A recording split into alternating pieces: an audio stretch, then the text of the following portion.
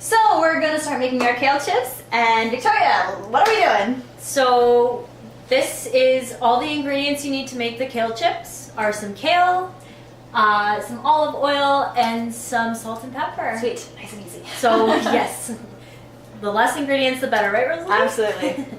Okay, so the first things first is to take your kale, and kale comes in a bunch. Whoop, lost a piece there. So kale comes in a bunch. Grab one bunch would be enough if you're eating for maybe 2 people.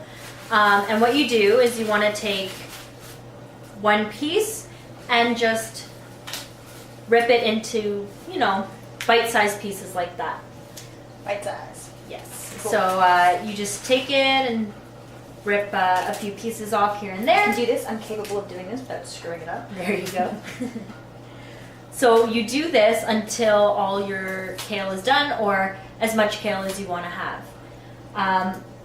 It's always great to wash the kale. It's easier to wash the kale once it's already ripped up into little pieces, rather than washing the entire bunch and then having it wet, dripping all over your counter. So Okay, and just a little cooking we don't tip. want the stem, right? We do not want the stem in this. Perfect. Okay, so then you just take your kale, and it's in a strainer already, and just make sure that you're washing the kale, making sure that you get it all washed and drained. So drain as much water as you can right now, so that the next step is a little bit easier. And the next step, I just want you to take a cookie sheet,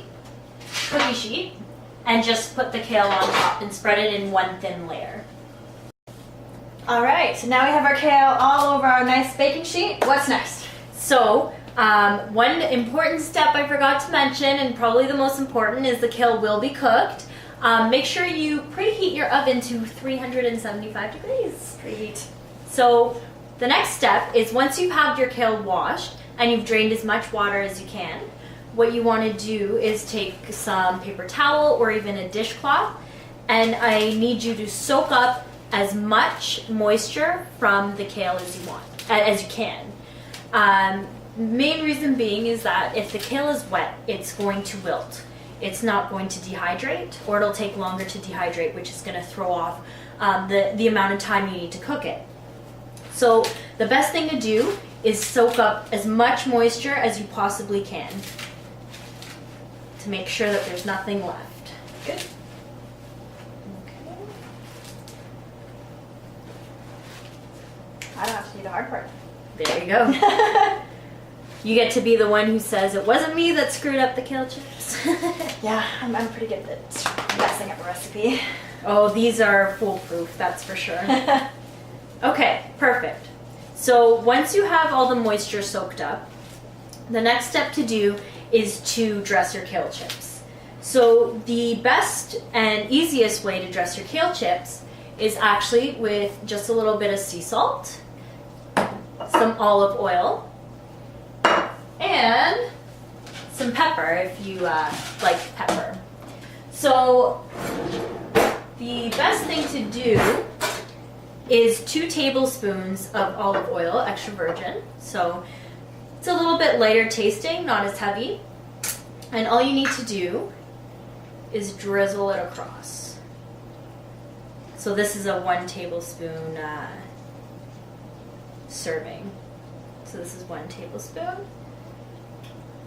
This will also help with the flavor, but also with giving it a little bit of extra crunch and a little bit faster time in the oven as well, because the oil will speed up the process a little bit. Cool. So,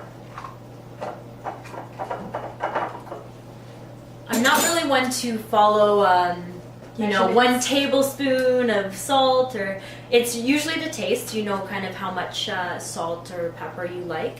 So I usually just sprinkle a little bit over, just enough to get everything covered. And then as well as the pepper.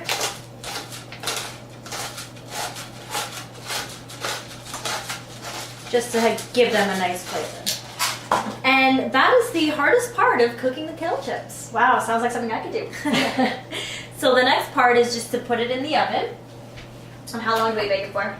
And you bake it anywhere between 8 to 10 minutes, depending on your oven temperature. If it's a hotter oven, I would set it for 8 minutes and then just check on it, just to see what it looks like. So I'm going to set the timer because knowing me, I'll forget about it if I don't.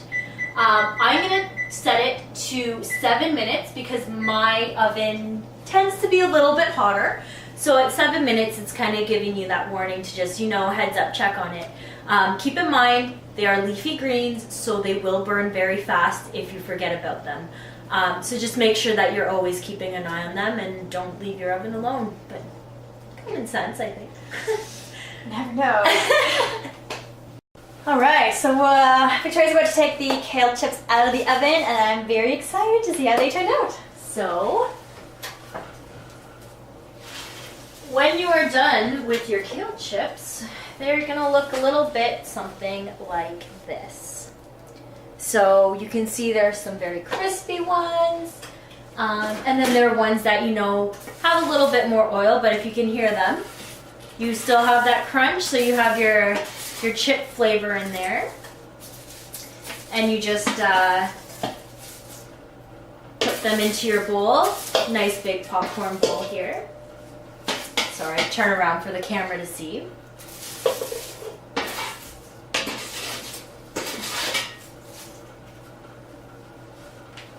There you go.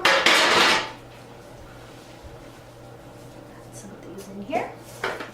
And like you see there, you got a whole big bowl of crunchy greens. Ooh.